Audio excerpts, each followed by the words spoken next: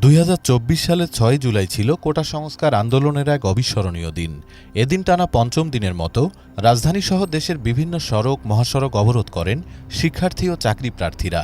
দুপুর ৩টার দিকে ঢাকা বিশ্ববিদ্যালয়ের কেন্দ্রীয় লাইব্রেরির সামনে থেকে বিশাল এক মিছিল ক্যাম্পাস ও নীলক্ষেত ঘুরে শাহবাগ মোড়ে এসে অবস্থান নেয়।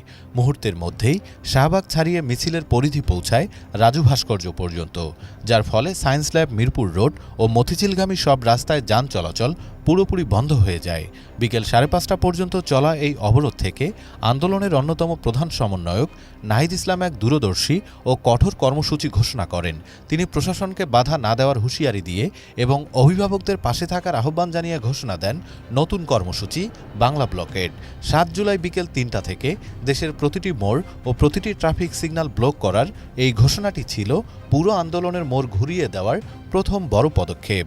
২ বছর আগের এই দিনটি সাধারণ শিক্ষার্থীদের একটি বিক্ষোভকে সারা দেশে এক অভূতপূর্ব ও সর্বাত্মক নাগরিক আন্দোলনের রূপ দেওয়ার ভিত্তি তৈরি করেছিল।